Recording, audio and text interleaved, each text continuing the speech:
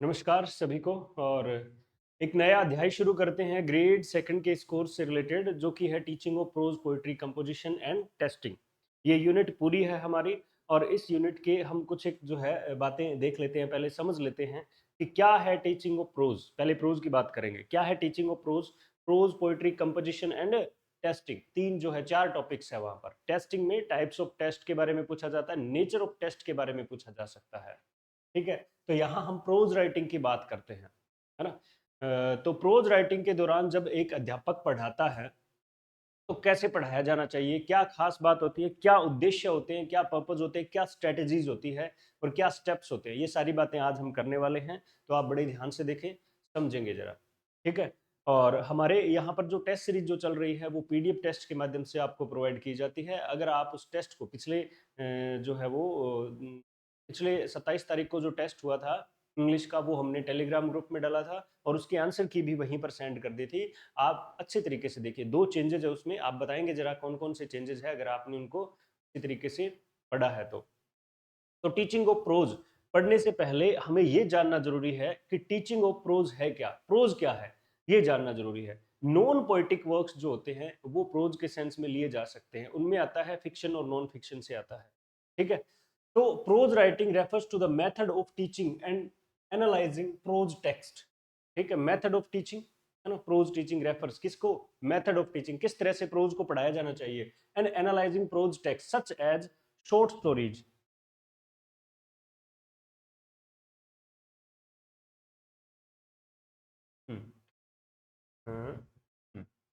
सच as short stories, जिस तरह से शॉर्ट स्टोरीज है, नोवेल्स है, एसेज है and other non poetic literature, जो है नॉन पोएटिक लिटरेचर को कहा जाता है। तो ये प्रोज कहानियां पढ़ानी पड़ेगी आपको। ये हमारे जो है सब्जेक्ट में क्यों डाला गया है, क्यों ऐड किया गया है, क्योंकि जब आप स्कूल्स में जाएंगे तो स्कूल्स में जाने के बाद आपको कुछ ऐसी कहानियां, एसेज वगैरह पढ़ाने पड़ेंगे, ड्रामे वगैरह भी पढ़ाने पड़ेंगे। तो उसे पढ़ाने के उद्देश्य क्या होने चाहिए, हालांकि वो बात अलग है कि क्या उद्देश्य आप निर्धारित करोगे, तो वो एक अलग बात है। तो non poetic literature in the educational setting, it focus, ये अच्छा प्रश्न बन जाता है, it focuses on helping students to understand, interpret and critically engage in written work. आपको क्या करना है, विद्यार्थियों में ये समझ डेवलप करनी है कि विद्यार्थी किस तरह से उसको समझते हैं, है ना। इस तरह की अंडरस्टैंडिंग लेके आनी है ना। इंटरप्ट, क्या बात उसके वो कन्वे करते हैं, क्या बात अपने माइंड में इंटरप्ट करते हैं, इंटरप्रिटेशन होता है ये। कि मान लीजिए कोई भी एक टेक्स्ट है, उस टेक्स्ट को पढ़ाते समय उन्होंने क्या सोचा। ठीक है। और and critically engage in literary works, critically उसके बारे में बातें करे, क्रिटिकल थिंकिंग डेवलप करे कि ये कैसे लिखा गया, क्या इसका जो है प्लॉट सेटिंग वगैरह सभी शॉर्ट स्टोरीज वगैरह में होता ही है। तो वो सारी चीजें वो एनालाइज करे। आप सामान्यतः एक मूवी देखते हो, है ना। जो मूवी है वो ड्रामा ही है, जो आपके ड्रामा जो पढ़े जा रहे हैं वही मूवी है। तो आप उस मूवीज को देखते समय क्या देखते हो, आप लड़ाई देखते हो, आप सॉन्ग्स देखते हो, आप स्टोरी देखते हो। ठीक है। या फिर ऑल ओवर एक लिटरेचर का विद्यार्थी होने के नाते आप उसको कंप्लीटली देखते हो। तो समझे जरा इसको, ये ध्यान से देखना, ये इन्हीं चीजों से डेवलप होगा इट, है ना। The primary goal is to develop students reading comprehension. तो सबसे पहला गोल जो आ जाता है वो हो जाता है रीडिंग कंप्रीहेंशन डेवलप करना। ठीक है। एनालिटिकल स्किल डेवलप करना, एनालिसिस कर पाना, क्रिटिकल थिंकिंग डेवलप करना and appreciate the literary elements in prose. Literary elements क्या हो जाते हैं, ठीक है। Literary elements, plot, character, spectacles, सब चीजें, सॉन्ग्स अगर ड्रामे पढ़ रहे हैं तो। ठीक है। तो सब चीजें क्या होती है, लिटरेरी एलिमेंट्स होते हैं। तो इस के माध्यम से आपको कहीं ना कहीं ये पता लग गया है कि क्या चीज है प्रोज और क्या इसके उद्देश्य है। पहला है की एलिमेंट्स ऑफ प्रोज टीचिंग, मुख्य पॉइंट्स क्या है। पहला है कंप्रीहेंशन, पहला क्या है, कंप्रीहेंशन, है ना। कंप्रीहेंशन का मतलब हो जाता है समझ से हम मतलब लेते हैं, यानी हमने समझ किस प्रकार की डेवलप करनी है विद्यार्थियों में। तो पहला है helping students understand the context, है ना, content, text and meaning of the prose. Meaning का मतलब है what is the message, meaning का मतलब है मैसेज। तो क्या पढ़ा जा रहा है, उसका कंटेक्स्ट क्या है और उसका मीनिंग क्या है, यानी किस उद्देश्य से, क्या हमें बताना चाह रहा है, क्या हमें मैसेज कन्वे करना चाह रहा है, ये बातें समझ में आनी चाहिए। जिस तरह से आप एक मूवी देखते हो और मूवी देखने के जस्ट बाद आपको ऐसे लगता है क्या मैसेज मिला हमें इससे। ठीक है, ये बहुत इंपॉर्टेंट है। उसके बाद में focusing on vocabulary, sentence structure and flow of ideas with in A text. पहली बात वोकैब, सामान्य जो आप वर्ड यूज करते हो जब आप किसी टेक्स्ट को पढ़ते हो उसमें ऐसे वर्ड नहीं होते। टेक्स्ट के दौरान आप देखते हो स्कूल में पढ़ाते समय कि बहुत अलग अलग से वर्ड होते हैं, उनको समझना। सेंटेंस स्ट्रक्चर किस प्रकार की, यानी ग्रामेटिकल आप जो है समझ रहे हो उसको, सेंटेंस स्ट्रक्चर का मतलब ग्रामेटिकल जो है एस्पेक्ट समझ रहे हो। And the flow of ideas, prose read कर रहे हो तो किसी ने तो लिखा है, और रीड अगर कर रहे हो तो उसको किसी ने राइट कैसे किया है ये भी तो समझ में आता है। तो यहाँ पर the flow of ideas with in that text, इन्हीं आइडियाज को कैसे डेवलप किया गया है, कैसे फ्लो, किस फ्लो में जो है हमारे सामने पेश किया गया है, ये भी विद्यार्थी सीखते हैं, समझते हैं कंप्रीहेंशन के दौरान। ठीक है, उसके बाद में है एनालाइजिंग ऑफ लिटरेरी एलिमेंट्स।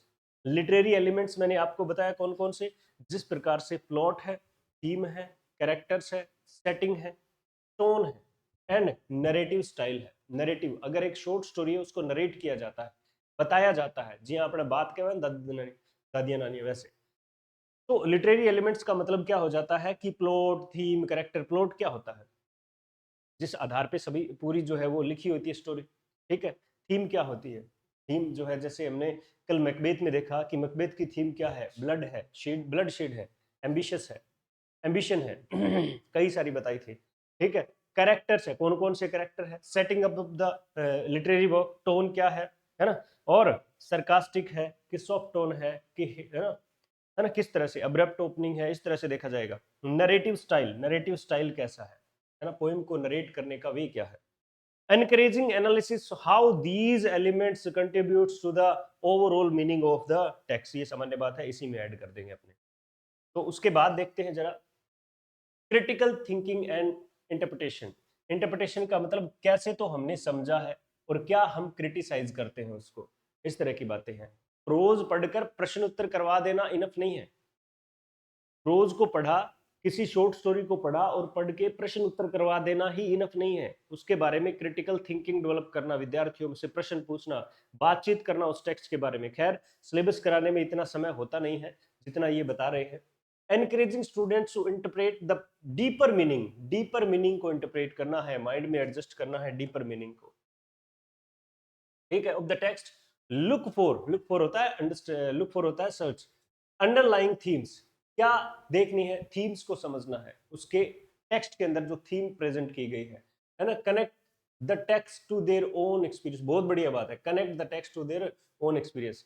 जिस प्रकार से कोई व्यक्ति विशेष जब किसी सॉन्ग को सुनता है और सॉन्ग को सुनते ही उसके मन में खुद तो हीरो के रूप में डेवलप हो जाता है और हीरोइन भी अपने जो है वो साथ लेके आ जाता है ना, खुद के जीवन पर लागू करता है, मेरे जीवन में ऐसा हो तो क्या होगा। उसी तरह से अपने जीवन से लिंक करना है, कनेक्ट करना है ना। तो आप अपने प्रीवियस नॉलेज से भी इसको जो क्या कर सकते हो, कनेक्ट कर सकते हो। और है ना, border, social, historical and cultural context, ये तो सारी बातें सामान्य है कि किस कल्चर से डिपेंड करता है। ठीक है, कनेक्ट करें अपने, ठीक है, सोशल समाज से, हिस्टोरिकल पास से, और कल्चरल अपनी संस्कृति जो है वो, संस्कृति और समाज से जो है वो कनेक्ट करेंगे। तो ये क्या होता है क्रिटिकल थिंकिंग। प्रोमोटिंग, है ना, promoting questioning and discussion about the author's purpose, author के स्टाइल और पर्पस के बारे में भी आपने जानकारी लेनी है, आपको ये सारे स्टेप अपनाने हैं पढ़ाते समय।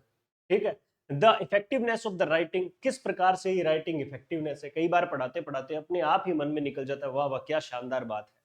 कई बार हम ग्रामर के सेंटेंस के स्ट्रक्चर को देखकर जो है कहते हैं शानदार कहानी है भाई, वाह वाह क्या बात है, क्या सेंटेंस यूज किया है, क्या स्ट्रक्चर यूज किया है, क्या वर्ड यूज किया है। तो हमें समझ में आना चाहिए जब हम पढ़ते हैं। कई तो ऐसे पढ़ते हैं कायदों पढ़ रहे, ऐसे पढ़ के रामायण है ना पूरी गा गू के छोड़ देते हैं, नो क्रिटिकल थिंकिंग। उदाहरण के तौर पर सामान्यतः जब ड्रामा पढ़ाया जाता है क्लास में तो उसके ब्रैकेट में जैसे कोई भी एक नाम आ गया एक्स, उसके आगे जो है ब्रैकेट में लिखा होता है कूली, ठीक है ना, एंग्रीली, ठीक है, इन ए काम वॉइस, इस तरह से लिखा होता है। वो क्या है, व्यवहार बताते हैं।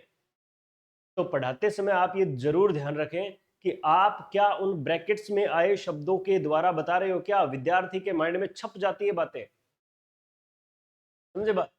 तो effectiveness of writing and the relevance of the text. अब देखो, है ना, इंटरप्रेट करा है, क्या हमारे जीवन से रेलेवेंट है, क्या क्या रियल लाइफ से रेलेवेंट है, क्या ये भी ध्यान में है। इफेक्टिवनेस ऑफ राइटिंग में क्या क्या आ जाता है? वोकेबलरी का यूज करना, selection of the vocabulary, structure का यूज करना, है ना, स्ट्रक्चर का यूज करना, सिलेक्शन ऑफ द स्ट्रक्चर्स, उसके बाद में order of presenting the text. यानी हर एक चीज जो हमें आनंद की अनुभूति करवाता है लिटरेचर पढ़ते समय, उसे कहते हैं क्या? Effectiveness of writing. कहते हैं ना कि सरताज अगर सॉन्ग्स लिखते हैं तो उनमें उर्दू के शब्द ज्यादा आते हैं और वो बड़े ही सुंदर तरीके से पेश करते हैं। ये वो सारी बातें जब हम किसी सिंगर को सुनते हैं, किसी टीचर को पढ़ते हैं, तो कई बार अपने कह देते हैं फलाने गुरुजी तो ऐसे ऐसे करके पढ़ाते हैं, कुछ इस तरह से पढ़ाते हैं। ऐसे ऐसे करके कैसे? तो कुछ इस तरह से पढ़ाते हैं, है ना, वो स्टाइल हो जाता है। ठीक है, वो स्टाइल हो जाता है। उसके बाद में रीडिंग स्किल डेवलपमेंट, ये तो प्रोज रीडिंग से होता ही हुआ है, ये तो होता ही है कि प्रोज रीडिंग अगर करोगे तो आपकी रीडिंग स्किल तो डेवलप होगी ही। और रीडिंग का मतलब आप अपने आधार पे नहीं समझेंगे, रीडिंग का मतलब होता है समझ। अगर रीडिंग कर ली है तो इसका मतलब आपको समझ में आ जाना चाहिए, है ना। फोस्ट, है ना, fostering skill like skimming and scanning. What is skimming and what is scanning? यहां पर रीडिंग स्किल में intensive reading, extensive reading, skimming, scanning सब जो है इंट्रोड्यूस करवाया जाता है। पहले बता दूं आपको कि स्कैन क्या होता है। स्कैन का मीनिंग होता है डीप नॉलेज। ठीक है, डीप नॉलेज। स्कैन देखो, हम स्कैन करते हैं ना, है ना, फोटो कॉपी करने से पहले कई बार स्कैन किया जाता है। क्यों? क्योंकि एक एक एस्पेक्ट उसका छुपे नहीं। तो स्कैन होता है एक बहुत ही अच्छी तरह से रीडिंग करना, ताकि हमें समझ भी आ जाए और हम क्या कर सके, कोई भी एस्पेक्ट डिटेल स्टडी को स्कैनिंग बोलते हैं। स्किमिंग जो है सरफेस लेवल की रीडिंग को बोलते हैं। तो ये ध्यान में रखना आप, मैंने एक एक जो है वो पॉइंट बता दिया है, आप इसको डिटेल में पढ़ लेना। हम भी करवाएंगे जो है language skills and in depth reading to understand different level of meaning within a prose text। ये जो तरीके अपनाए जाते हैं अलग अलग लेवल ऑफ मीनिंग को समझने के लिए, स्कैमिंग, स्कीनिंग, है ना, गलत बोल दिया मैंने, स्कीमिंग और स्कैनिंग। ये तो रीडिंग स्किल डेवलप करने के लिए स्कैनिंग और स्कीमिंग का सहारा लिया जाता है, ताकि आपको अलग अलग तरह से उनके उद्देश्य पता चले, उनकी इफेक्टिवनेस पता चले, उनमें डिफरेंशिएट कर पाओ आप। उसके बाद में writing and expression, writing and expression. अब देखो, आपने ये सारी चीजें पढ़ ली है, अब पढ़ने के बाद आप क्या करोगे? खुद भी तो मन करेगा। जो जैसा काम करता है वैसा हो जाता है। तो आपने अगर लिटरेचर, कई किताबें अगर पढ़ी है, तो आपका भी मन करेगा कि कुछ तो हम भी लिखें, है ना कोई तो पोएट बना होगा, है ना कहीं तो पोएट बना होगा कोई, पोइट्री पढ़ के बोले क्या शानदार है, मैं भी लिखूंगा एक लव पोइट्री, है ना, प्रेम कथा लिखूंगा मैं, एक लिख सीखेंगे, है। तो राइटिंग एंड एक्सप्रेशन, आप किस तरह से राइट करते हो, आप क्या यूज करते हो, वो भी एक होता है कि आप इस चीज को इसलिए पढ़ रहे हो ताकि भविष्य में अपने आप को एक्सप्रेस कर पाओ सभी के सामने। आप अभी सेकंड ग्रेड की तैयारी क्यों कर रहे हो? ताकि आप लोग क्या कर पाओ, ठीक है, ग्रेड सेकंड में जॉब कर पाओ। तो उसी तरह से हम इसको पढ़ रहे हैं, तो पढ़ने का भी कुछ उद्देश्य होता है। ऐसे तो है नहीं कि जी स्कूल जावा जब पढ़ लो तो पढ़े जी, ऐसे नहीं है। तो कारण है, कुछ उद्देश्य है। Often prose teaching is followed by activities such as summarising, है ना, पैराग्राफ्स। अब देखो, प्रोज टीचिंग को, प्रोज को पढ़ लिया तो उसके बाद में क्या किया जाता है? समराइज किया जाता है। और समराइज करना अपने शब्दों में होता है। जब भी कोई आप बड़ा टेक्स्ट पढ़ते हो तो उसके लास्ट में कहीं ना कहीं समराइज लिखा होता है, और इस समराइज वर्ड को आप देखते हो तो आप उसको पढ़ जाते हो। उसी तरह से अगर आपको एक टेक्स्ट दिया जाए तो उसको समराइज कैसे करोगे? है ना, गूगल से कॉपी करके नहीं, अपने शब्दों में होता है। तो समराइज करना। और राइटिंग एसेज, आप उस पे एसेज लिखें the that express understanding and interpretation of the text. आपको क्या देखा यहाँ पे? राइटिंग और एक्सप्रेशन में आपको क्या करना है? पहला पॉइंट है समराइजिंग, पहला पॉइंट है समराइजिंग। जो भी टेक्स्ट पढ़ो उसको समराइज करें जरा, उसको एक समरी के रूप में प्रेजेंट करें विद्यार्थियों के सामने, ताकि विद्यार्थी भी कल को समराइज करना सीख जाए। ठीक है। और राइटिंग एसेज, इसी तरह के कुछ और राइटिंग एस्पेक्ट्स भी आप जो है शुरू कर सकते हो लिखना भी। मैंने जो है वो ये चीज लिखी है। Developing students ability to articulate their thoughts in a coherence and organised manner. देखो, है ना, कोहेरेंस भी व्यवस्थित होता है। आर्टिकुलेशन क्या होता है? आर्टिकुलेट क्या होता है? बोलने के सेंस में होता है। देखिए, develop students ability to articulate. अगर आपने एक अच्छी तरह से किसी प्रोज लेसन को पढ़ लिया है तो आप में क्या चीज डेवलप होनी चाहिए? एक्सप्रेशन। अगर आप राइटिंग के सेंस में तो समराइज कर सकते हो, एक्सप्रेशन के सेंस में ये कर सकते हो कि कल को आपको किसी भी पॉइंट के ऊपर बोलना पड़े तो आप अपने विचारों को बहुत ही अच्छे मैनर में क्या कर सको, प्रेजेंट कर सको। इनको आगे बढ़ते हैं। डिस्कशन एंड इंटरेक्शन, ये सारा का सारा हम बात कर रहे हैं, ये क्या होता है, कम्युनिकेशन होता है। ये सारा क्या हो जाता है, कम्युनिकेशन हो जाता है। और कम्युनिकेशन भी जो है जरूरी है। आप विद्यार्थियों को आपस में एंगेज करें इस एक्टिविटी में, है ना, एंगेज करें कि वो एक अच्छे जो है रीडर बन जाए। तो यहां ध्यान रखें, engaging students in group discussion, debate and, है ना, reflection to enhance their understanding of the prose. जो पढ़ा है उसके बारे में बातचीत जरूर करवाएं ताकि वो समझे इस बात को। Using open ended question, open ended question क्या होते हैं ना, ऐसे क्वेश्चन जिनके आंसर्स की कोई लिमिट नहीं होती, कितने भी बड़े जा सकते हैं। ओपन एंडेड क्वेश्चन जो है उनसे पूछें to encourage multiple interpretation as the end perspective of the text. आप क्या करें, ओपन एंडेड क्वेश्चन और एक्टिविटी ऑर्गेनाइज करें, जिससे क्या होगा, विद्यार्थियों में अलग अलग तरीके से क्रिटिकल थिंकिंग डेवलप हो सकती है। स्काफोल्डिंग एंड सपोर्ट, दोनों एक जैसे सी वर्ड है। स्काफोल्डिंग क्या होता है कि एक टीचर विद्यार्थियों के का सहयोग करता है किसी भी टास्क में। Providing various forms of support such as vocabulary, है ना, pre teaching, vocabulary pre teaching, है ना, contextual information and guiding question to help students at different level of ability engage in the. यानी यहाँ पर स्कैफोल्डिंग सपोर्ट में जब सारी एक्टिविटीज हो जाती है तो टीचर क्या करता है, कुछ अपने मंतव्य जो है वो रखता है उनके सामने और उनके बारे में डिस्कशन होता है, बातचीत। ठीक है, आप इसको अच्छे से याद करेंगे। Last, strategies for teaching. Strategies क्या है प्रोज टीचिंग की? पहला है प्री रीडिंग एक्टिविटीज। क्या है? Pre reading activities to activate prior knowledge. Pre reading का मतलब क्या होता है, आप एक्टिवेट करें अपने प्रायर नॉलेज को and set purpose for reading. अगर कोई टेक्स्ट है आपके सामने, एक पार्ट है, एक लेसन है, तो उस लेसन को पढ़ने से पहले उसके बारे में एक छोटी सी प्री रीडिंग आप जो है लगाएं ताकि आप उसको कनेक्ट कर सको विद्यार्थियों को उनके प्रायर नॉलेज से, ठीक है, प्रीवियस नॉलेज से, ठीक है। और ताकि एक उद्देश्य भी निर्धारित तो हो सके कि इस उद्देश्य के लिए पढ़ रहे हैं। Close reading, where close reading where the students engage with the text in detail. अब क्या हो जाता है, क्लोज का मतलब करना आगे कौन पढ़ना, इसका मतलब प्री रीडिंग के बाद क्लोज रीडिंग, पूरा डिटेल पढ़ेंगे। Often re reading to uncover deeper meaning. कई जगह ऐसा आएगा जहां पर री रीडिंग होगी, अनकवर डीपर मीनिंग, जो कवर्ड मीनिंग है, डीप मीनिंग जो कवर किया है उसको एक्सप्रेस करने के लिए, है ना। पोइट्री में ये ज्यादा होगा, पोइट्री में ये ज्यादा होगा।